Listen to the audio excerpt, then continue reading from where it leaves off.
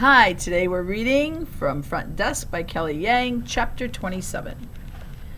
Chapter 27 begins on page 121. In school the next day, Mrs. Douglas gave us back our stories. I stared at mine, lying upside down on my desk. Please read my comments, Mrs. Douglas said. I took a lot of time writing them. I've also graded your stories. A hand shot up. Did anyone get an A? Yes, of course, Mrs. Douglas said. Well, did anyone get a C? Stop fishing, Dylan, Mrs. Douglas said. All around me, my classmates started turning their stories around. I looked over at Lupe and watched as she turned hers over, and a small smile escaped on her lips. I looked down at my own story, and with a deep breath, I turned it around. There, plastered in red ink, on the very top of my essay, was a big, fat C-. 12. That's the number of exclamation marks my teacher used to describe how bad my writing was. Check your grammar! Exclamation point, exclamation point, exclamation point, exclamation point.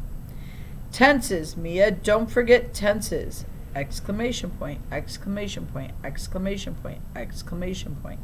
You need to proofread. Exclamation point, exclamation point, exclamation point, exclamation point. 12 exclamation points. The little minus sign on the top of the page winked at me, reminding me that C wasn't bad enough. It had to be a C-. I stared at the red marks all over my story, a hot, bloody mess. In every sentence, there was something circled or crossed out. Why couldn't I ever get the tenses right? I could hear my mom's voice in my head shouting, because there are no tenses in Chinese. My mother was right. How could I possibly be as good as the other kids in their language? I should just forget about the essay contest. Who was I kidding? I didn't stand a chance. If I entered, it would just be a $300 down the toilet. I stared at my classmates drinking in their glee as they proudly waved their stories around.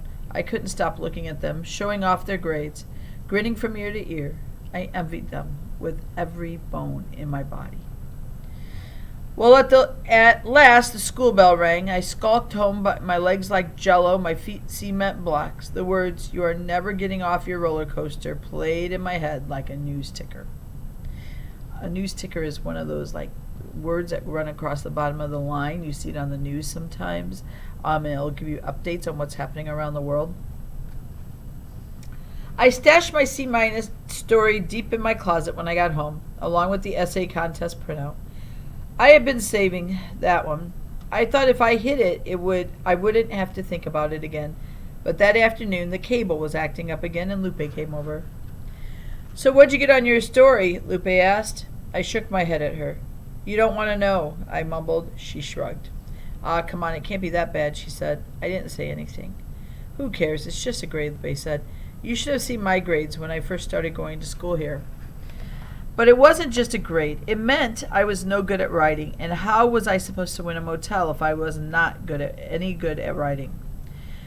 Before I could help it, everything came pouring out. Lupe's eyes bulged when she heard about the essay contest. For a second, I worried I had made a terrible mistake telling her. What if she applied for it herself? But then she reached over and took one of the guest comment cards and scribbled something down. She handed me the card. I looked down at it. And it said, "You can't win if you don't play."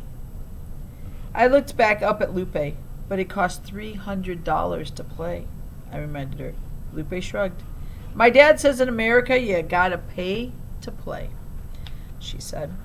I looked out the window at her dad up on the roof, climbing down with all those thick wires around his shoulder. And suddenly, Lupe got quiet. "What's wrong?" I asked her. "Nothing," she said. I knew it wasn't nothing, so I asked her again. "I'll be sad if you move away to Vermont," she whispered. This almost knocked me over. It hadn't even occurred to me how she might feel if I won. She had to know that there was no chance I'd win. I just got a C-, remember? I thought this would make her laugh, but it didn't.